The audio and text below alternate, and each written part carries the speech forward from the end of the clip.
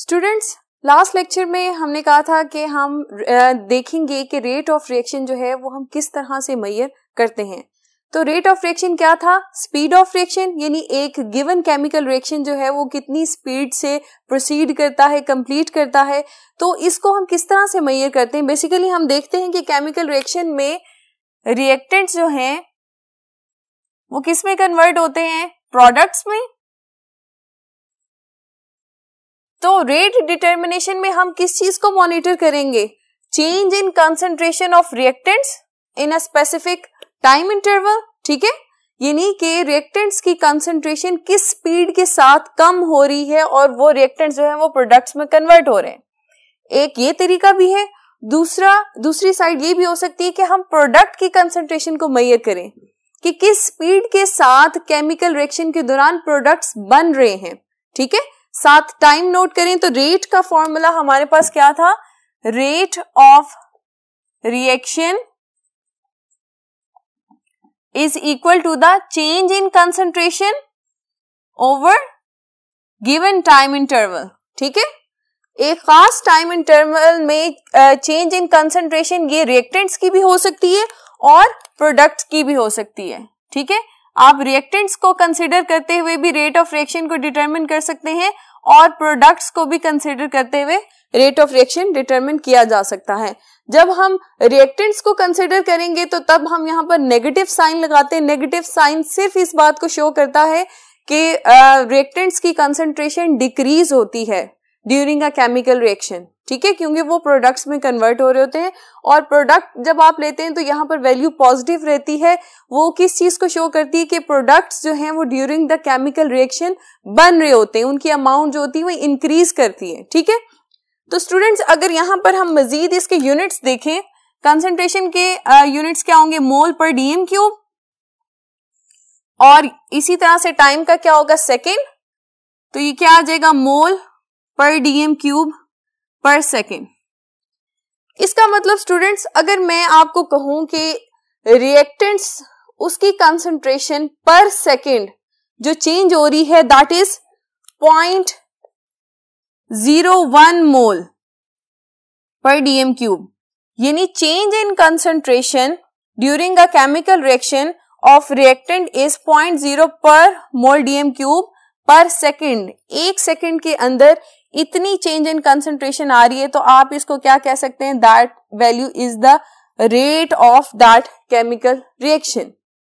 आइए स्टूडेंट्स इसको मजीद एक एग्जांपल से समझते हैं। ठीक है, एग्जाम्पल हम क्या ले रहे हैं? यहाँ पर हाइड्रोजन आयोडाइड है। ठीक है, इसको 508 डिग्री सेंटीग्रेड पे जब हम हीट करवाते हैं तो इसकी डीकम्पोजिशन हो जाती है और ये हाइड्रोजन और आयोडीन में कन्वर्ट हो जाता है। ठीक है, जब हमने ये एक्सपेरिमेंट परफॉर्म किया, जब हमने इस केमिकल रिएक्शन को परफॉर्म किया तो हमने साथ साथ डेटा कलेक्ट किया। ठीक है, डेटा क्या है? कंसंट्रेशन ऑफ हाइड्रोजन आयोडाइड सबसे पहले जब अभी कोई रिएक्शन स्टार्ट नहीं हुआ था 0 सेकेंड्स पे हमारे पास इनिशियल कंसंट्रेशन कितनी थी? 0.1 mole per dm cube hydrogen iodide की। That is our reactant. ठीक है, अब जैसे जैसे टाइम गुजरता जा रहा है तो आप देख रहे हैं कि कंसंट्रेशन डिक्रीज होती जा रही है। इसी तरह से ये इसका मतलब है कि हाइड्रोजन आयोडाइड जो है अपने रिस्पेक्टिव प्रोडक्ट्स में कन्वर्ट होता जा रहा है, हाइड्रोजन और आयोडीन में। स्टूडेंट्स अगर हम इस डेटा को लेते हुए ग्राफ प्लॉट करें तो फिर हम ग्राफ की मदद से रेट ऑफ रिएक्शन कैलकुलेट कर सकते हैं। किस तरह से? आइए देखते हैं। स्टूडेंट्स ये आपके सामने ग्राफ है जिसके अंदर हमने वाई एक्सिस पे concentration of reactant that is hydrogen iodide mention की है और हमने एक्स एक्सिस पे जो है टाइम इंटरवल मेंशन किए। ठीक है, टाइम इन सेकंड्स हमने यहाँ पर लिया है। अब ये जो गिवन टेबल अभी हमने डिस्कस किया था इसका सारा डाटा जब हम ग्राफ पे प्लॉट करते हैं तो आप देख सकते हैं कि हमारे पास एक कर्व आई है। ठीक है, अब ये कर्व जो है ये हमारे गिवन डाटा की रिप्रेजेंटेशन है, ग्राफिकल रिप्रेजेंटेशन है बेसिकली। अब इस कर्व को आप ऑब्जर्व करें तो ये कर्व हमें इंफॉर्मेशन दे रही है कि जब 0 सेकेंड्स थे तो हाइड्रोजन आयोडाइड की कंसंट्रेशन मैक्सिमम है, लेकिन जैसे ही रिएक्शन स्टार्ट होता है तो रिएक्टेंट की कंसंट्रेशन एकदम ड्रॉप हो रही है। ये स्टीपनेस इन द कर्व ये क्या शो कर रही है कि रिएक्टेंट्स जो हैं ड्यूरिंग अ केमिकल रिएक्शन तेजी से कम हो रहे हैं। इसका प्रूफ हम कहां से ले सकते हैं? अगर आप फर्स्ट 50 सेकेंड्स में रेट ऑफ रिएक्शन की वैल्यू देखें तो फर्स्ट 50 सेकेंड्स में हमारे पास रेट ऑफ रिएक्शन की वैल्यू आई 0.028 मोल पर डीएम क्यूब, ठीक है।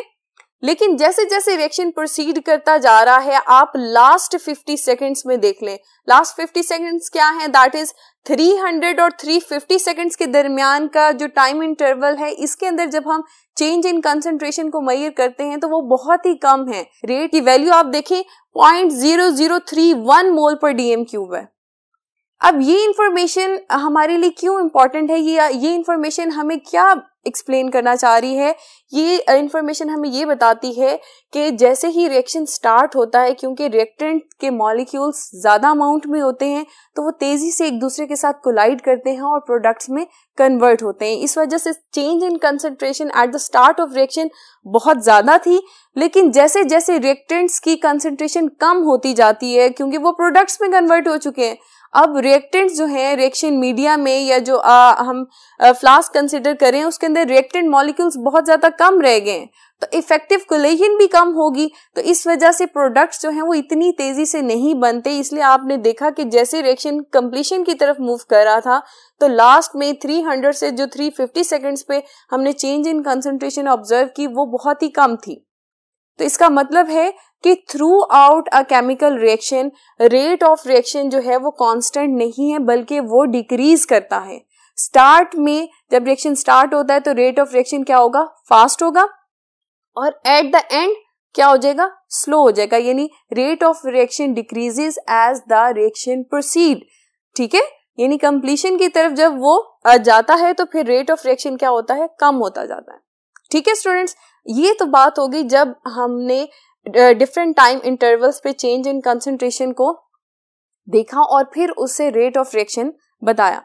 इस तरह की जो आप दो स्पेसिफिक यानी पॉइंट्स के दरमियान change in concentration at a given time interval measure करते हैं, इसे हम क्या कहते हैं, that is called the average rate of that reaction, या उस टाइम इंटरवल का वो एवरेज रेट होता है। लेकिन स्टूडेंट्स इस ग्राफ की मदद से आप एक सिंगल पॉइंट पे, एक सिंगल इंस्टेंट पे रेट ऑफ रिएक्शन क्या होगा वो भी डिटरमिन कर सकते हैं। वो किस तरह से स्टूडेंट्स, उसके लिए आपको इस पूरे ग्राफ में कोई भी एक पॉइंट आप कंसिडर कर लें। से हम 100 सेकेंड्स पे एक जो पॉइंट है इसको कंसिडर करते हैं। अब इस 100 सेकेंड्स पे इस कर्व पे हम एक टेंजेंट ड्रॉ करते हैं। टेंजेंट बेसिकली क्या होता है student, tangent is a simple straight line that touches a curve at a single point, ठीक है।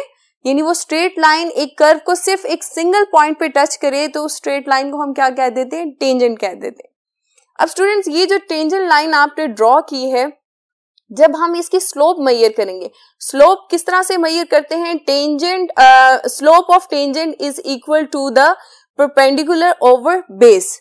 यानी आप इस टेंजेंट से एक ट्राइंगल ड्रॉ करेंगे, ठीक है, y एक्सिस की तरफ से परपेंडिकुलर हमारे पास आ जाएगा और x एक्सिस के लॉन्ग बेस आ जाएगी। ABC ट्राइंगल बन गया है और slope of tangent will be equal to the perpendicular over base. Perpendicular में हमारे पास कौन सी वैल्यू होगी, that is the change in concentration of reactant hydrogen iodide over x axis पे क्या है, टाइम है, तो डेल्टा t हमारे पास आप कह लें कि बेस होगी। अब स्टूडेंट्स आप इस ट्रायंगल की जो वैल्यूज हैं वो इसमें पुट करें, यानी परपेंडिकुलर पे आपके पास क्या था, change in concentration. Change in concentration यहाँ पर इसकी वैल्यू क्या आ रही है इस ट्रायंगल में, that is 0.027 mole per dm cube, और टाइम इंटरवल कितना है, 110 सेकेंड्स का। तो स्टूडेंट्स जब हमने कैलकुलेट किया इस पॉइंट पे रेट ऑफ रिएक्शन को, तो हमारे पास, या आप कह लें कि अभी हम स्लोप की बात करें, यानी स्लोप ऑफ टेंजेंट हमारे पास इसकी वैल्यू क्या आई है, that is 2.5 into 10⁻⁻⁴ mole per dm cube पर सेकेंड।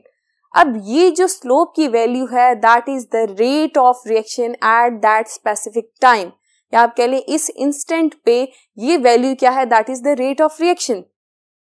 अब स्टूडेंट्स यहां पर मैं आपको एक बात क्लियर कर दूं, इसी सिंगल पॉइंट पे 100 सेकेंड्स पे जो हमने ये एक टेंजेंट ड्रॉ किया था, जरूरी नहीं कि आप इस ट्राइंगल को इतना छोटा रखें, आप इसी टेंजेंट पे ट्राइंगल का साइज बड़ा भी कर दें तो तब भी जो परपेंडिकुलर ओवर बेस की जो रेशियो आएगी, यानी चेंज इन कंसंट्रेशन और टाइम इंटरवल की जो रेशियोज बनेंगी उनकी वैल्यू सेम ही आएगी, लेकिन शर्त ये है कि पॉइंट आपका 100 सेकेंड्स ही होना चाहिए, वो चेंज ना हो।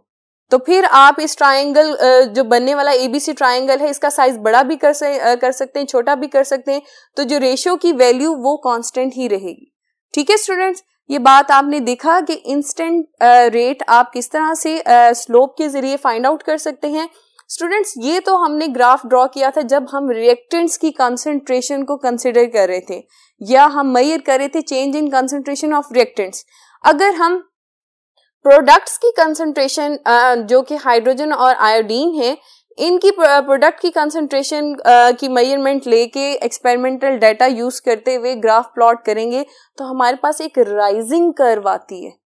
जो राइजिंग कर्व है ये क्या शो कर रही है कि आप देखें कि स्टार्ट कहाँ से हो रही है, जीरो से हो रही है, कि यानी कि जब रिएक्शन अभी स्टार्ट नहीं हुआ था तो प्रोडक्ट्स नहीं बने थे, जीरो प्रोडक्ट्स आर देयर।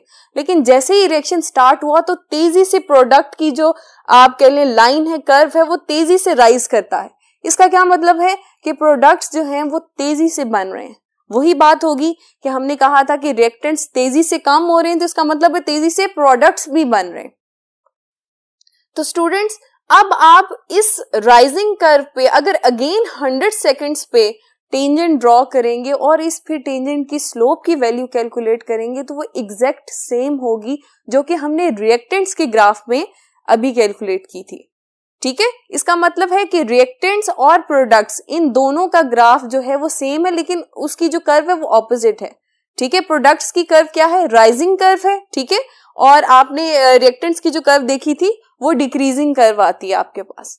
तो स्टूडेंट्स, आपने देखा कि ग्राफ की हेल्प से हमने किस तरह से रेट ऑफ रिएक्शन को कैलकुलेट किया। ठीक है स्टूडेंट्स, अब यहाँ पर क्वेश्चन आपके लिए ये है कि आप सोच रहे होंगे कि आपने जो कहा ये जो टेबल का जो डाटा है हमने एक्सपेरिमेंटली कलेक्ट किया है। अब यहाँ पर क्वेश्चन ये है कि कौन से ऐसे एक्सपेरिमेंट्स हैं या कौन सी हम ऐसे इंस्ट्रूमेंट्स को यूज करते हुए इस डाटा को कलेक्ट कर सकते हैं, इस चेंज इन कंसंट्रेशन को मॉनिटर किया जा सकता है। तो स्टूडेंट्स, इस चेंज इन कंसंट्रेशन को चाहे वो रिएक्टेंट्स की हो या प्रोडक्ट्स की हो, मॉनिटर करने के लिए हम बेसिकली दो मेथड्स को यूज करते हैं, जिनमें से एक है दैट इज फिजिकल मेथड्स और दूसरा हमारे पास आएगा केमिकल मेथड। ये दो मेथड्स हैं जिनको यूज करते हुए ड्यूरिंग अ केमिकल रिएक्शन हम चेंज इन कंसंट्रेशन चाहे वो रिएक्टेंट्स की हो या प्रोडक्ट्स की हो उनको हम मॉनिटर कर सकते हैं, उनको हम मेजर कर सकते हैं। तो आइए देखते हैं कि कौन से फिजिकल मेथड्स हैं जिनको यूज करते हुए हम ये डाटा कलेक्ट कर सकते हैं। सबसे पहला मेथड है दैट इज स्पेक्ट्रोमेट्री। इस मेथड के अंदर हम इस तरह के केमिकल रिएक्शंस को कंसिडर करते हैं जिनके अंदर रिएक्टेंट्स या बनने वाले प्रोडक्ट्स उनके अंदर एबिलिटी होती है टू एब्जॉर्ब यूवी लाइट। ठीक है, यूवी विजिबल लाइट को अगर वो एब्जॉर्ब कर सकें तो फिर हम इस तरह के केमिकल रिएक्शंस इस मेथड के जरिए उनके अंदर चेंज इन कंसंट्रेशन को मेजर कर सकते हैं। हम कौन सा इंस्ट्रूमेंट इसके अंदर यूज करेंगे, स्पेक्ट्रोमीटर। स्पेक्ट्रोमीटर क्या करता है स्टूडेंट्स, अब आप देखें आपके सामने स्पेक्ट्रोमीटर है, इसके अंदर हम अपना सैंपल प्लेस करते हैं और कोई स्पेसिफिक वेवलेंथ की लाइट जो है अपने रिएक्टेंट्स या प्रोडक्ट्स के अकॉर्डिंग यूवी रीजन के अंदर आप कह सकते हैं, ऐसे हमने यूवी रीजन के अंदर वेवलेंथ सेट कर दिए। अब आप इसके इंटरनली प्रिंसिपल देखेंगे होगा क्या कि जब वो स्पेसिफिक वेवलेंथ की लाइट हमारे सैंपल पे फॉल करती है तो हमारा सैंपल के अंदर जो रिएक्टेंट्स हैं, अगर रिएक्टेंट्स की एबिलिटी है टू एब्जॉर्ब लाइट तो वो फोटॉन्स को एब्जॉर्ब कर लेंगे और कुछ अमाउंट ऑफ लाइट जो है अपने अंदर से पास होने देंगे। अब ये जो लाइट एब्जॉर्ब हुई है या फोटॉन्स एब्जॉर्ब हुए, इनके अगेंस्ट आपके सामने एक एब्जॉर्प्शन ग्राफ आ जाता है जिसकी मदद से आप अकॉर्डिंग टू टाइम कि किस टाइम पे कितनी एब्जॉर्प्शन हुई है उसके अकॉर्डिंग आप डाटा कलेक्ट करते जाते हैं।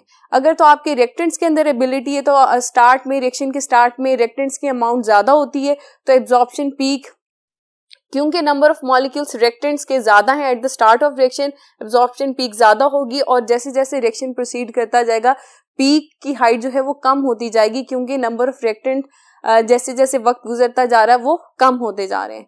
और अगर हम प्रोडक्ट के केस में लेंगे, आपके बनने वाले प्रोडक्ट्स जो हैं वो यूवी लाइट को एब्जॉर्ब करेंगे, तो फिर आपके पास जो एब्जॉर्प्शन ग्राफ आएगा वो क्या होगा कि स्टार्ट में आपके पास इतनी हाई पीक्स नहीं आएंगे, लेकिन at the end of the reaction आपके पास जो एब्जॉर्प्शन पीक की हाइट वो बहुत ज्यादा होगी। दैट विल इंडिकेट कि यहाँ पर कंसंट्रेशन ऑफ प्रोडक्ट जो है वो इंक्रीज हो गई। ठीक है, तो इस डाटा को कलेक्ट करते हुए आप आसानी से फर्दर ग्राफ प्लॉट कर सकते हैं for determining the rate of reaction. ठीक है, नेक्स्ट हमारे पास है इलेक्ट्रिक कंडक्टिविटी मेथड। स्टूडेंट्स, इसके अंदर हम ऐसे केमिकल रिएक्शंस या सॉल्यूशंस को कंसिडर करते हैं जिनके अंदर केमिकल चेंज आने से change in concentration of ions possible हो। ठीक है, हो सकता है केमिकल चेंज आने से आयंस प्रोड्यूस हों और ये आयंस जो है फर्दर इलेक्ट्रिक कंडक्शन कर सकें। तो आप देख सकते हैं स्टूडेंट्स, हम अपने सॉल्यूशन को फॉर एग्जांपल बीकर में लिया है, इस बीकर के अंदर हम इनर्ट इलेक्ट्रोड्स ऐड करेंगे और ये इलेक्ट्रोड्स जो है फर्दर कंडक्टिविटी मीटर के साथ अटैच हैं,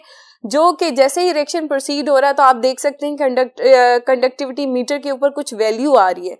ये वैल्यू क्या इंडिकेट कर रही है कि सॉल्यूशन के अंदर कुछ चेंजेस आए जिसकी वजह से आयंस की कंसंट्रेशन चेंज हुई है और इलेक्ट्रिक करंट आप देखें वेरी करता जा रहा है जैसे जैसे टाइम गुजरता जा रहा है। तो ये भी मेथड है कि हम इस तरह से भी देख सकते हैं कि कितने टाइम इंटरवल के बाद इलेक्ट्रिक करंट उसकी वैल्यू क्या है, बढ़ रही है, कम हो रही है।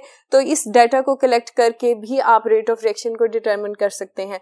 थर्ड है हमारे पास डायल एटोमेट्रिक मेथड। इसके अंदर स्टूडेंट्स हम इस तरह के केमिकल रिएक्शंस को स्टडी कर सकते हैं जिसके अंदर केमिकल चेंज आने से वॉल्यूम चेंज आता है, वेरी स्मॉल वॉल्यूम चेंज। ठीक है, फॉर एग्जाम्पल मिथाइल प्रोपीन जो है, प्रोपीन, इसकी हाइड्रोलिसिस जब हम करते हैं तो डिक्रीज इन वॉल्यूम ऑब्जर्व किया जाता है। स्टूडेंट्स, ये आपके सामने डायल एटोमीटर है, इसके अंदर आप देख सकते हैं कि एक बल्ब है जिसके अंदर हमने अपना रिएक्शन मिक्सचर लिया हुआ है। ठीक है, जिसके अंदर हमारा रिएक्शन हो रहा है और इसके ऊपर एक स्केल मेंशन है जिसकी वजह से हम जिसकी हेल्प से हम क्या है वॉल्यूम चेंज उसको ऑब्जर्व करते हैं। स्टूडेंट्स, ये हाईली सेंसिटिव इंस्ट्रूमेंट है और इसको एक्यूरेटली मेजर करने के लिए हमें टेम्परेचर को बहुत ज़्यादा कांस्टेंट रखना पड़ता है। ठीक है, टेम्परेचर वेरिएशन नहीं आनी चाहिए ताकि हम एक्यूरेटली जो स्मॉल चेंज इन वॉल्यूम है उसको ऑब्जर्व कर सकें। ठीक है, नेक्स्ट है हमारे पास रिफ्रैक्टोमेट्रिक मेथड। स्टूडेंट्स, रिफ्रैक्टोमेट्रिक मेथड हम उन केमिकल रिएक्शन के लिए इस्तेमाल करते हैं जिसके अंदर केमिकल रिएक्शन या केमिकल चेंज आने से रिफ्रैक्टिव इंडेक्स जो कि हम n से डोनेट करते हैं वो चेंज हो जाता है। ठीक है, तो इस n की वैल्यू को मेजर करके during chemical reaction chemical changes जब हो रही होती हैं, रिफ्रैक्टिव इंडेक्स की वैल्यूज हम नोट करते जाते हैं और देखते जाते हैं कि क्या चेंजेस आ रही हैं और फिर उसके रिस्पेक्टिवली हम डिसाइड करते हैं कि हमारा रेट ऑफ रिएक्शन क्या होगा। ठीक है, optical rotation method. Optical rotation method में स्टूडेंट्स हम बेसिकली पोलैरिमीटर यूज करते हैं। ऑप्टिकल रोटेशन मेथड हम उन केमिकल रिएक्शंस के लिए इस्तेमाल करेंगे जिसके अंदर ऑप्टिकल एक्टिव रिएक्टेंट्स होंगे। ठीक है, जिनके अंदर एबिलिटी होगी to rotate the plane polarised light. Plane polarised light क्या होती है? जो कि एक सिंगल डायरेक्शन में मूव कर रही होती है। अब आप देखेंगे ये पोलैरिमीटर है, पोलैरिमीटर में प्लेन पोलराइज्ड लाइट सोर्स से आ रही है। जब आपका जो रिएक्शन सैंपल है इसके सामने आता है प्लेन पोलराइज्ड लाइट के, तो इसके अंदर ऐसे रिएक्टेंट्स या ऐसे प्रोडक्ट्स मौजूद होंगे जो कि लाइट को रोटेट कर देंगे इन अ स्पेसिफिक डायरेक्शन, या तो राइट रोटेट करेंगे या लेफ्ट रोटेट करेंगे। तो जिस साइड पे भी रोटेट करेंगे तो आगे आपके पास देखें ग्रिड आ रहा है जो कि शो कर रहा है इस कंडीशन में कि जो बनने वाले प्रोडक्ट्स थे उन्होंने लाइट को राइट साइड पे रोटेट किया है। तो इसका मतलब है कि ऐसे जो केमिकल रिएक्शन जिसके अंदर ऑप्टिकल एक्टिव सब्सटेंसेस बने या रिएक्टेंट्स ऐसे हों, उनकी मदद से ऑप्टिकल रोटेशन जो लाइट को किस तरह से वो रोटेट कर रहे हैं, कितने टाइम इंटरवल के बाद क्या रोटेशन हो रही है, उस हिसाब से स्टूडेंट्स इस डाटा को कलेक्ट करके हम ऑप्टिकल रोटेशन मेथड से भी रेट ऑफ रिएक्शन को डिटरमिन कर सकते हैं। ठीक है स्टूडेंट्स फिजिकल मेथड की जो प्लस पॉइंट ये है कि अब आप देखें कि इन सब के अंदर हमारा रिएक्शन मिक्सचर एक ही जगह मौजूद था और उसके अंदर होने वाली चेंजेस को हम सिंपल नोट डाउन करते जा रहे थे, ठीक है। अब सेकंड जो मेथड है that is a chemical method. Chemical method में हम क्या करते हैं, आइए देखते हैं स्टूडेंट्स। केमिकल मेथड में को यूज करते हुए हम रेट ऑफ केमिकल रिएक्शन किस तरह से मेजर कर सकते हैं स्टूडेंट्स। बेसिकली हम इस मेथड के अंदर उन रिएक्शंस को कंसिडर करते हैं जिनमें या तो रिएक्टेंट या प्रोडक्ट उनकी नेचर क्या हो, एसिडिक हो या वो कोई बेस हो, ठीक है। इन दोनों में से यानी ये दोनों नेचर होनी चाहिए, या तो हमारे रिएक्टेंट की नेचर एसिड हो या हमारे प्रोडक्ट की नेचर एसिड हो या बेस हो सकती है, इन दोनों में से यानी ये पॉसिबिलिटी होना जरूरी है केमिकल मेथड के लिए। और दूसरा पॉइंट क्या है कि केमिकल मेथड हम उन रिएक्शंस के लिए भी इस्तेमाल करते हैं जिनमें जो एसिड कैटेलाइज्ड होते हैं, ठीक है। एसिड कैटेलाइज्ड रिएक्शंस के लिए भी हम केमिकल मेथड को इस्तेमाल करते हैं। अब केमिकल मेथड क्या है for the determination of rate of reaction. होता क्या है कि स्टूडेंट्स हम सिंपल एक रिएक्शन जब करवा रहे होते हैं, फॉर एग्जाम्पल केमिकल इक्वेशन लिख लेते हैं, एसिड कैटेलाइज्ड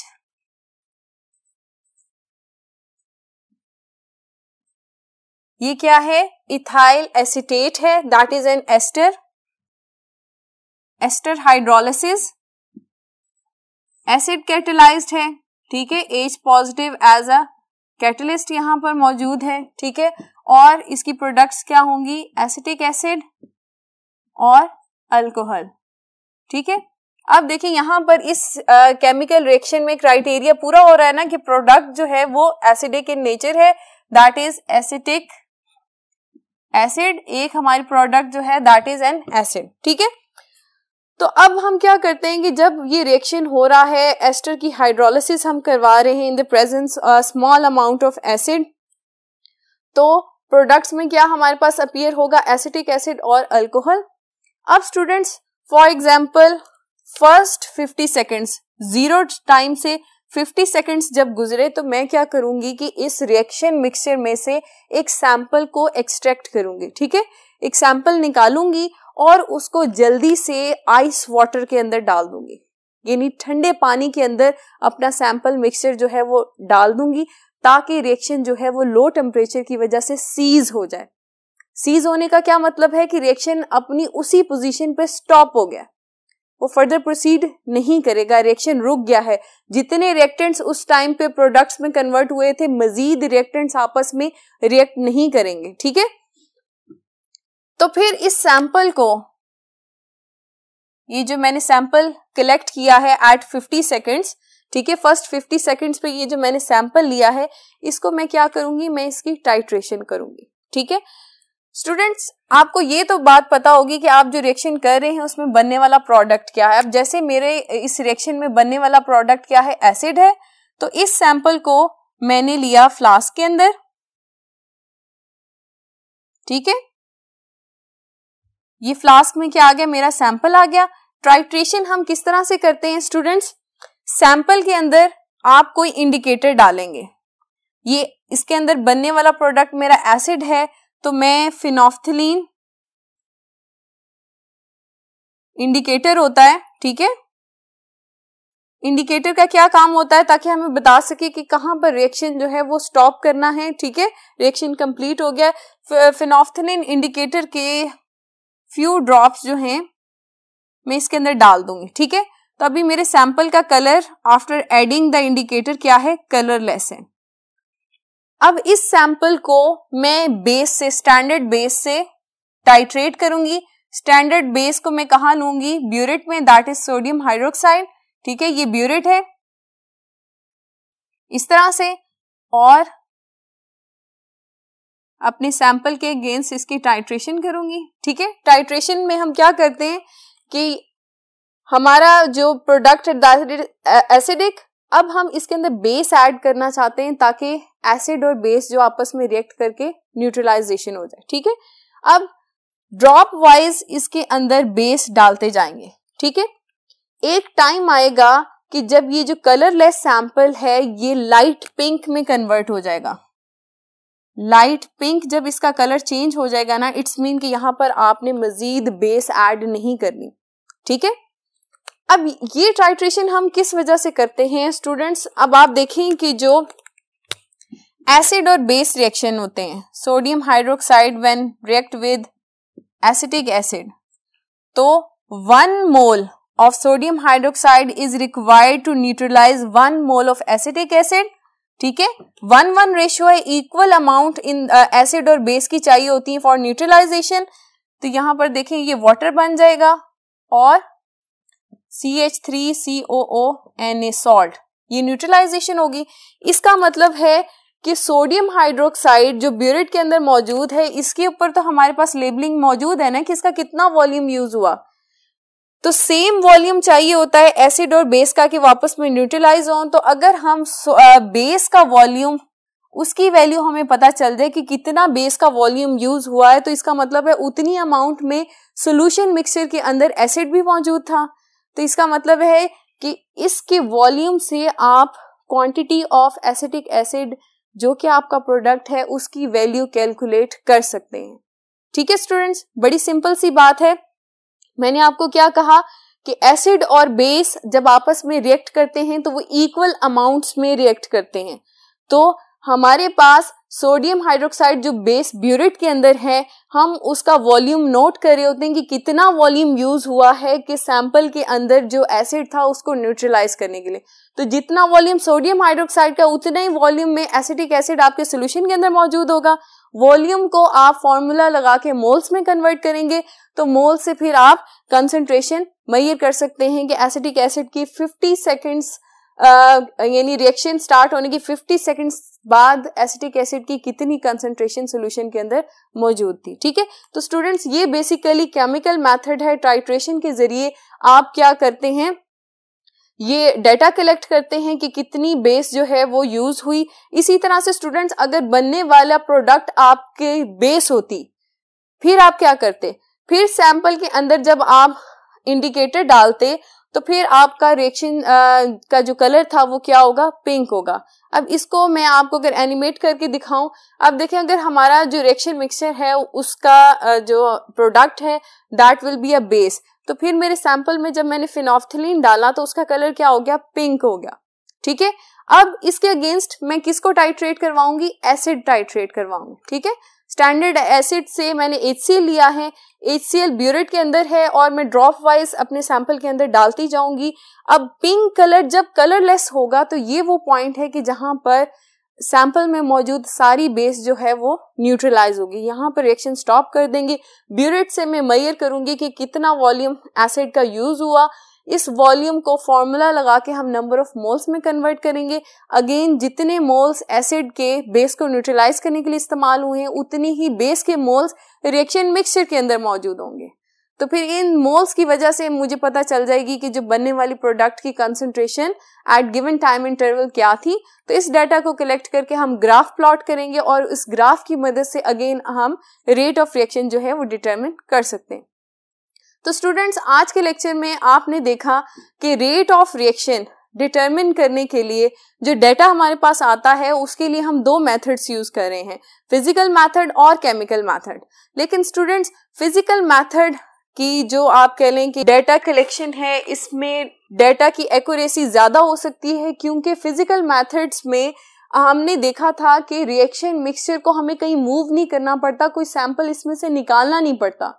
ठीक है, लेकिन केमिकल मेथड के अंदर हमें क्या करना पड़ता है, सैंपल को एक्सट्रैक्ट करना पड़ता है। तो यहाँ पर वैल्यूज या एक्यूरेसी थोड़ी सी कम हो सकती है। ठीक है, तो फिजिकल मेथड्स को हम प्रेफर कर सकते हैं for the measurement of rate of reaction. यहाँ पर अपना आज का लेक्चर खत्म करते हैं। अपना बहुत सा ख्याल रखिए। अल्लाह हाफिज।